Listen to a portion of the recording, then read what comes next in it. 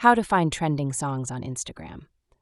Hey guys, in today's video, I'll show you how to find trending songs on Instagram so you can use them in your reels and stories to boost engagement. So make sure to watch till the end and let's get started.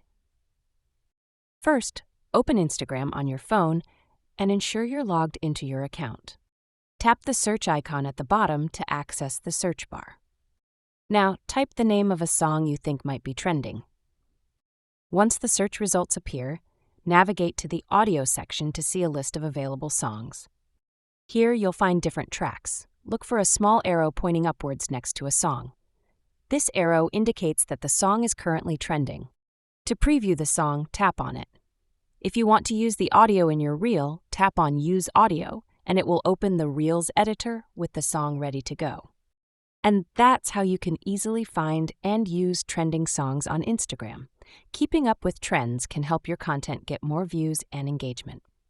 If this tutorial helped you, don't forget to like, share, and subscribe for more useful videos. Also, drop any questions in the comments below. Thanks for watching, and I'll see you in the next one.